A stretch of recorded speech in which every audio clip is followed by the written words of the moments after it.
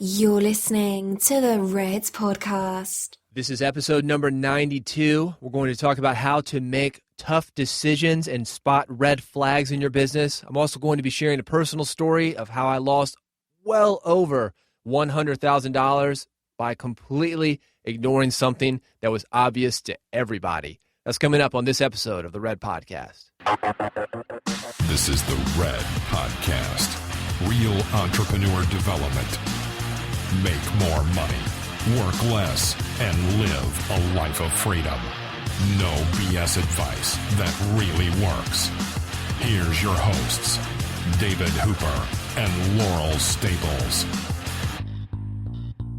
Went to the comedy club a couple nights ago, Laurel. How'd that go?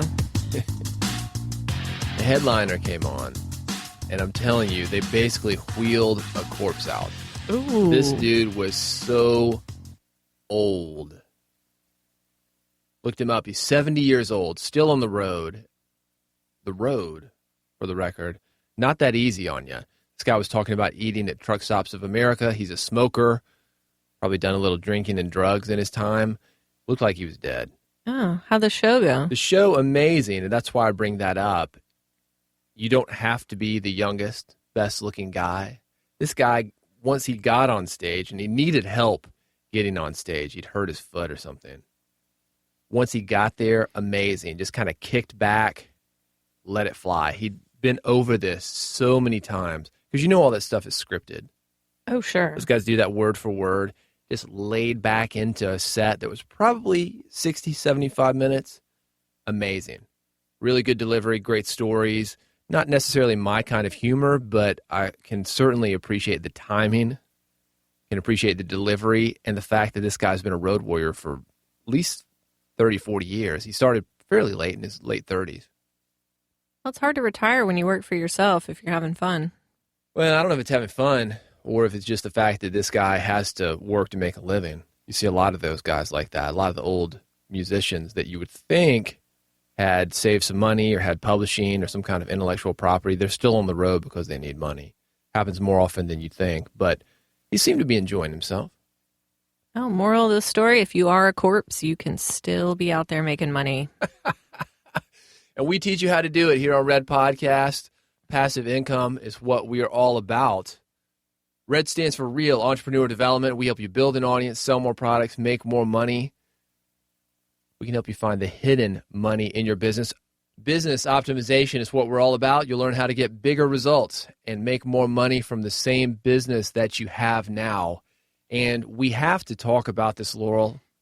I know it's a touchy subject, but for the last month, probably more than a month, we have been talking about Project X. You were setting it up.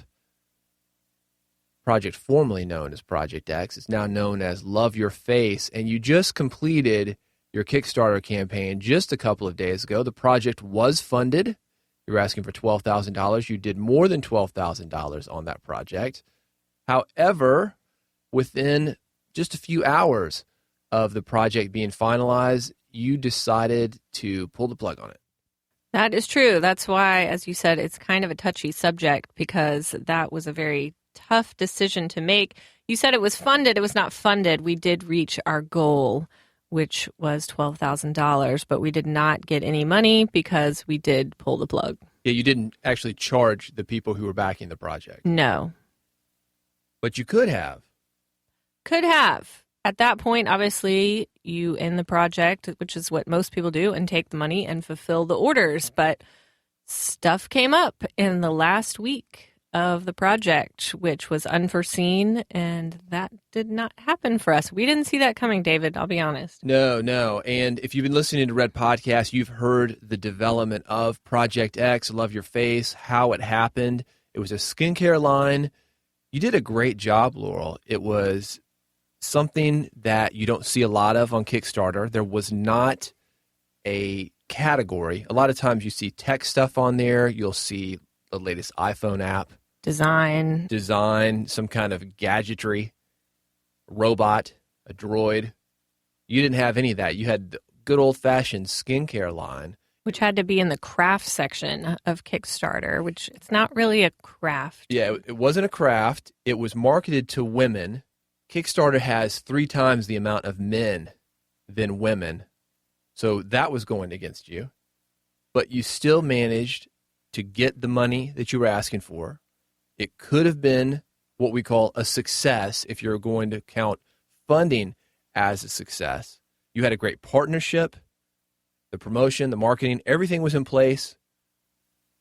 You could have taken the money, but you didn't. Why walk away from it? In the last week, we ran into some issues, and these weren't just minor issues. These were some major manufacturing issues that when we ran into them, and this has only been a short while since that happened, we tried everything that we could to figure it out and to resolve it, because we ran into it about a week before the campaign was about to end. We couldn't figure it out. We knew that if we took the money and then we tried to figure out the problem, we didn't know if we'd be able to deliver on time. We'd let people down. And instead of just taking the risk for ourselves, we were risking everyone's money and everyone's contribution. And it was important for us to treat their money like it was our own money. And we wouldn't have risked our own money in that way when we didn't know we could solve the problem. So we sat down and we had to make a tough decision that we were going to cancel a fully funded project. I think it is really tough. As entrepreneurs, we see the possibility in things. And there was certainly the opportunity for you to say, no, we can pull this off. We can pull this off. You had a deadline, I think it was March. Am I right? So it was about 4 months out. Plenty of time to pull it off. Perhaps, but things always take longer. They always cost more than you realize. And I think most people probably wouldn't have done what you've done. I think it showed a lot of integrity. So kudos to you, Laurel Staples. Well, honestly, it didn't feel very great to pull the plug. We knew we were making the right decision because we were not able to resolve our manufacturing issue, which if you can't get that resolved, you can't deliver a product. So we knew we were making the right decision, but I have to say I was pretty down for about 4 days and took a minute to get back up. It's been a challenging last couple of weeks. Well, here's the alternative, though. You could have taken the money, had it in your account. Then the struggle and the delay comes later. So instead of 4 days of being upset, it could have been months. And not only that, you're going to agitate your best customers, the people who came on early. And I've seen a lot of projects. I've backed about 80-something projects just on Kickstarter. Of course, Indiegogo, some of the other platforms as well, in addition to that. But a lot of guys, they'll take the money. Most of them, I don't think I've ever seen anybody do what you've done. Most of them take the money, and then they leave you hanging. I've had projects 2 years out that still haven't been delivered.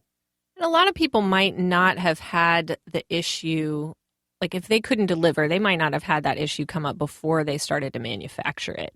I think we were lucky enough to have this issue come up when we were in the middle of the Kickstarter project, because it could have come up on the day after it ended, and then we would have been in deep water and we really would have been struggling at that time.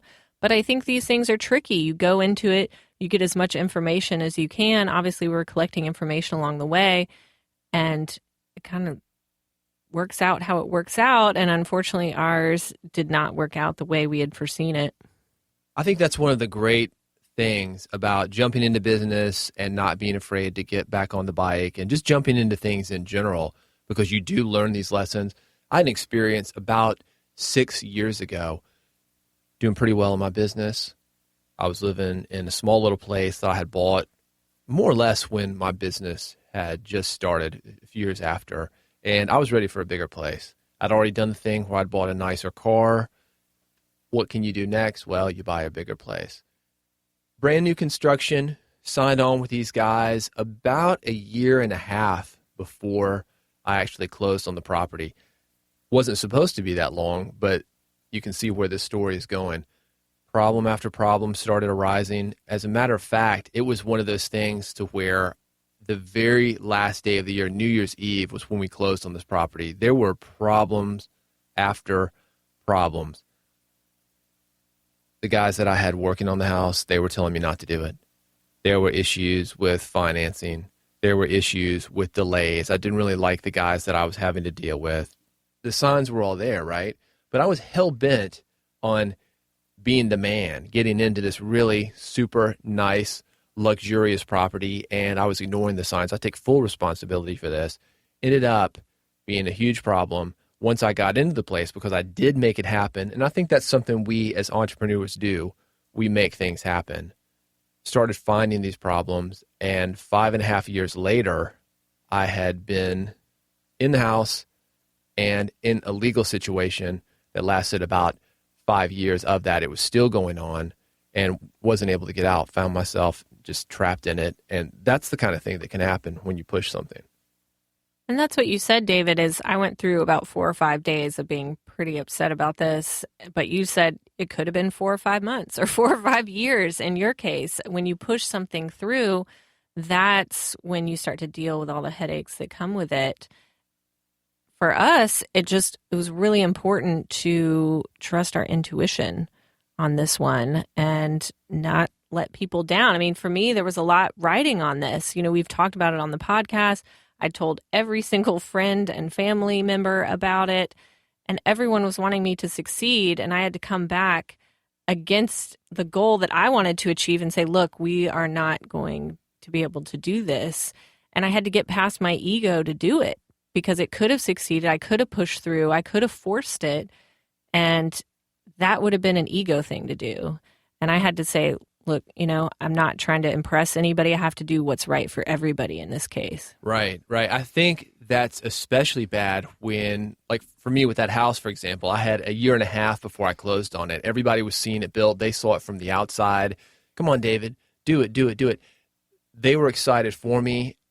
It would have been crazy, in my opinion, for me to walk away at that time. Let me tell you another story because I think this is such an important thing. We think about the opinions of others rather than what's going on internally within ourselves. I have a friend of mine, single female. She started dating this guy. He was extremely charming. I was kind of getting a bad vibe about him. I'll be honest with you. You know that when your friends start dating somebody, you kind of, yeah. But what can you say, right? Listen to this. She got connected with this guy, and rather quickly he proposed to her. They were going to have a marriage rather quickly again. This guy wasn't going to wait around. He was so speedy on trying to get this thing to work. And she was a single mom, pretty much just kind of let the kid be raised by this guy. She was ready to jump in too because she was excited. She was a single mom, thought this might be a good father for her kid. The father was out of the picture. Check this out. She's telling everybody what a great guy this is. They go and get their engagement photos. They put a notice in the paper and ink newspaper, the kind that used to be delivered to your door. Not that many people get, but enough people got it that this woman has her photo in the paper and the whole town knows. But listen to this. The woman who was working at the paper had dealt with this guy before. It turned out he was still married, a lot of other things as well. There were those red flags that she kept missing. She still went through with it. Ignored that, ignored all the other red flags, ignored the fact that this guy had his car repossessed and she had to bail him out. Ignored the fact that she was always paying for his dinners because he forgot his wallet. Ignored the fact that she had spent her own money on the engagement ring because he said his money was locked down, he had bad credit. I don't remember what the excuse was. Paid for her own engagement ring. Still went through with it. And you know how the story ended up. No, I don't. Okay, well, let me tell you how the story ended up. Okay. This guy, so he claimed, worked as a traveling salesman. And she started to wise up when she wasn't seeing him. This is a couple weeks into the marriage. And she's like, man, I haven't really seen this guy since we got married. Got a private investigator, got another address for him, shows up. And this guy is living with another family, another house, the next town over. Mm-hmm. And it was obvious to everybody. It should have been obvious to her, but she's worried about canceling things. It would be embarrassing to cancel a wedding, right? Oh, it's challenging. Just like it's embarrassing like to cancel a project, or it can be. Just like it's embarrassing to shut down a business, to pod fade, to not release a book, to fail, to go bankrupt, to have a seminar that's not full of people, just a few people show up. All of this is embarrassing, but this is all part of life. There are two ways of dealing with it. You can either deal with it now, do it the easy way, do it the quick way, or deal with it later. And it's much, much worse.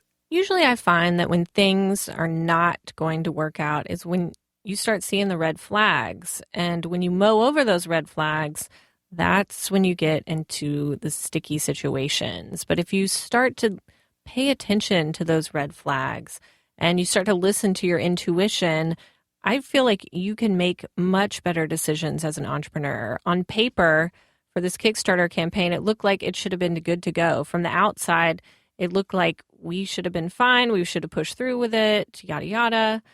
But on the inside, it just wasn't working out and it wasn't right. And I'm not going to force something at this point through what I've learned in all my life. Don't force that marriage. Don't force that house. Don't force those things that you're getting all those red flags about. It's a tough call when you do it, to walk away, to cancel the wedding, to walk away from a housing contract. But sometimes you just have to do it. Yeah, it is tough. It is tough. And I think there's that fine line. I think everybody in his or her life has to go through something like that, because otherwise, again, as entrepreneurs, we're seeing the opportunity, we're seeing the possibility. We have a tendency to push things. But I know guys that have never learned that lesson. I know guys that are pushing. They're 30, 40, 50 years old. They've been through it several times, and it's like robbing Peter to pay Paul. I don't want to live my life like that. I like ease within my life. For you, why do you feel like you pushed through on your old house? I was in my 30s. I had been working for several years. I was starting to make real money. All that hard work had paid off. And the place that I was in just didn't match who I had become. There's also an element of me wanting to let other people know that I was successful. I was keeping everything kind of on the down low, didn't really talk about the clients that I was working with. I was always on the sideline. I was working with big entertainers. They were always getting the credit. I was never getting anything like that. I think there was an element of me wanting to be known, wanting to be acknowledged. And that was the best way that I could think of to do that. I bought a nicer car before that. It's like, yeah, well, everybody has a nice car. Everybody can finance a car for 80 months, pay low payments on it. That doesn't mean anything. But a house, now that is really going to be something. It's a nice place, at least on the outside. That's the funny thing. We're talking about things that look great on the outside, not necessarily on the inside. That was actually how this house was built, strangely enough. It looked very nice on the outside, but on the inside you see water, mold, really bad things, So it was definitely a physical manifestation of the situation that I was in, but also a really great lesson. I think about that with relationships that I've been in, business and personal. And I think that if you can learn this lesson, learn what we're talking about, your life will be a whole lot easier. But how do you learn it? It's not necessarily from us talking about it, although hopefully this will help. Usually you have to go through it yourself. What do you feel like you learned from your housing experience that you took on to another experience, whether it was a business experience, personal experience, something in the future where that helped you? Today, when something does come up and you've got to force it and it's forcing after forcing after forcing, I think we can all go back on these situations and look at red flags or things that didn't go like they should have, bad relationships, bad business deals, bad partnerships, bad ideas. The signs had been there. I've become hypersensitive because of having pushed through these things in the past, and it's changed my life on all levels. It changed my life on buying the current home that we're in. Mm-hmm. It's changed my life on meeting and having a relationship with you. It's changed my life on how I run my business and work with people that are working with me. It's changed my life in every single way. So in that case, it was actually an extreme bargain. And I'm very lucky that I learned it this early in life. Some people never learn this lesson. I find that people just get used to basically paddling upstream all the time. Like you always feel like you're trying to get ahead of the current. You're trying to go upstream. you don't have to be doing that. And once you find that you can turn around and go with the flow, things get a lot easier. And I think if you keep trying to push through these red flags and you don't pay attention to your intuition and you keep trying to force things in your business or your personal life, then you're going against the flow and you're paddling upstream. And it's time to take a look at that. And for me, that wasn't the direction that I wanted to go with Project X, now Love Your Face. I wanted to go with the flow. And I've decided to retool it and come back with something. And hopefully that'll be more with the flow. Again, taking it back to beginner entrepreneurs, when we first get started, it's us against the world. People are telling us that we can't do it. They've told us to go get a job, go to school. You're not going to be able to do that. That's a pipe dream. Go get a job. Get something that you can fall back on. I think we take that with us. We internalize that. It's also worth noting that it's extremely energizing. It's fun to have an enemy. If you go watch Fox News, CNN, MSNBC, cable news, get on the internet, get on Facebook, it's nice to have an enemy. It feels good because it's so energizing.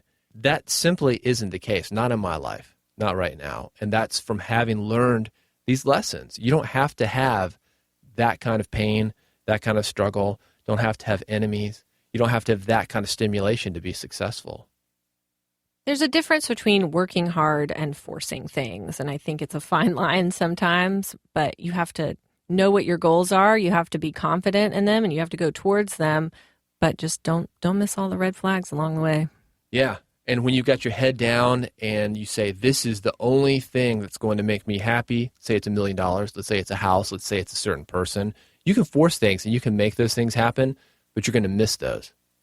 Because your head is down, you're completely focused. You've got to look at the world around you and be open-minded. If you've got questions, you've got comments, we'd love to talk to you about this topic. Feel free to reach out to us. redpodcast.com is the website. You'll find this episode notes, and also past episodes. So you can go back into the archive. The first 100 shows of Red Podcast are all about the foundation that you need to be a successful entrepreneur and optimize your business. If you're looking to go big in the new year, take things to a new level, optimize your business so you can make more money, get more done, sell more products, doing the exact same thing that you're doing now, and also have the ease that we've been talking about, we would love to talk to you. Laurel and I are starting a new program. It's called Red 3X. It's masterminding, it's coaching, it's one-on-one training. We can help you. We'd love to talk to you, but this is not for everybody. It's limited to 7 people, and you must apply in order to be considered. You want to find out if it's for you? Visit redpodcast.com/red3x. There's more information. There's an application that you need to fill out. And if we do think you're a good match for it, we will be in touch with you for a one-on-one personal interview. Thanks for listening. Thanks for your support of the Red Podcast. We'll see you on the next episode. You've been listening to Red Podcast, Real Entrepreneur Development. Subscribe today using iTunes, Stitcher, or via RSS at redpodcast.com.